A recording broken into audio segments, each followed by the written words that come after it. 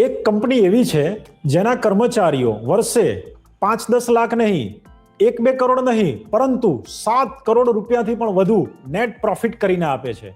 આ કંપની છે NSE, એટલે કે national stock exchange of India. NSE નો IPO લાવવાની તૈયારી ફૂલ જોશમાં ચાલી રહી છે અને કંપનીએ સેબીમાં જે ડ્રાફ્ટ પેપર્સ જમા કરાવ્યા છે એમાંથી કેટલીક ઇન્ટરેસ્ટિંગ વસ્તુ જાણવા મળી છે. અને આ માહિતી જોઈને દેશની ટોચની ટેકનોલોજી કંપનીઓ પણ ચોંકી ગઈ છે. તમે પણ ચોંકી જશો. NSE ના પેરોલ ઉપર કુલ 1450 પરમેનન્ટ એમ્પ્લોઈઝ છે. FY26માં NSE ની જે કુલ રેવન્યુ હતી એ 16,601 કરોડ રૂપિયા હતી. કંપનીનો પ્રોફિટ 10,302 કરોડ હતો. એટલે આ હિસાબે જો ગણતરી કરીએ તો NSE નો સિંગલ એમ્પ્લોય વર્ષે 11 કરોડ 45 લાખ રૂપિયાની રેવન્યુ જનરેટ કરીને આપે છે. અને ખર્ચ બાદ કર્યા પછી આ એમ્પ્લોય કંપનીના નેટ પ્રોફિટમાં 7 કરોડ 10 લાખ રૂપિયાનું યોગદાન આપે છે. છે ને ઇન્ટરેસ્ટિંગ ફેક્ટ્સ?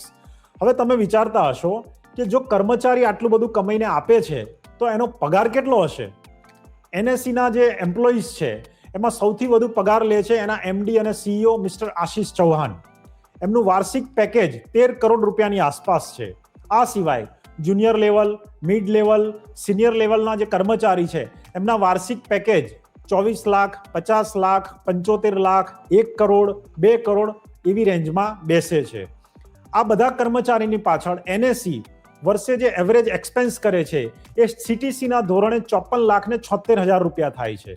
એટલે કે NSE એમના એમ્પ્લોયની પાછળ વર્ષે જો 1 લાખ રૂપિયા વાપરે છે તો આ એમ્પ્લોય સામે 21 લાખ રૂપિયા રળીને આપે છે.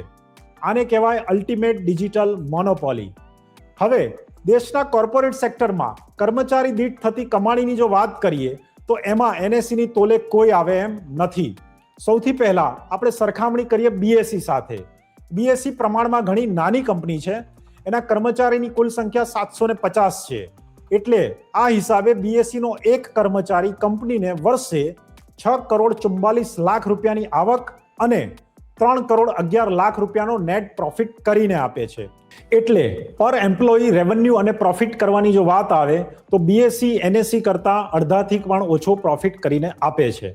હવે NSE ની સરખામણી આપણે કેટલીક અન્ય કંપનીઓ સાથે પણ કરીએ.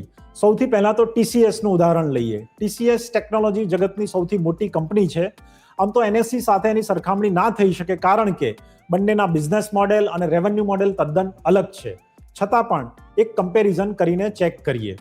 TCS પાસે 6 લાખથી પણ વધારે કર્મચારીઓની એક આખી ફોજ છે અને આ હિસાબે TCS નો એક એમ્પ્લોયી વર્ષે 40 લાખ રૂપિયાની રેવન્યુ તથા 8 લાખ રૂપિયાનો એવરેજ પ્રોફિટ કરીને આપે છે. NSE ની કમ્પેરિઝનમાં આ ઘણો ઓછો છે. હવે બીજું એક ઉદાહરણ લઈએ રિલાયન્સનું. માર્કેટ કેપની રીતે રિલાયન્સ આપણા દેશની સૌથી મોટી કંપની છે. રિલાયન્સની અંદર 3,90,000 કર્મચારી છે અને એનો એક કર્મચારી કંપનીને વર્ષે 2 કરોડ 56 લાખ રૂપિયાની આવક તથા 18 લાખ રૂપિયાનો એવરેજ પ્રોફિટ કરીને આપે છે. તો છે ને NSE આગળ. NSE ની તોલે કોઈ ના આવી શકે કારણ કે NSE પાસે છે અલ્ટિમેટ સ્કેલેબિલિટી અને પાવર ઓફ ટેકનોલોજી. તમને શું લાગે છે ભારતમાં આવી બીજી કોઈ કંપની છે જે NSE જેવો દમખમ ધરાવે છે? તો કમેન્ટ કરીને ચોક્કસ જણાવજો. અને હા, જો તમે એમ્પ્લોયી છો તો તમે તમારી કંપનીને વર્ષે કેટલું કમાઈને આપો છો એ પણ કમેન્ટ કરવાનું ના ભૂલતા. જો તમે એમ્પ્લોયર છો તો તમે તમારા કર્મચારી પાસેથી વર્ષે કેટલી કમાણી કરો છો એ પણ અમને જણાવજો.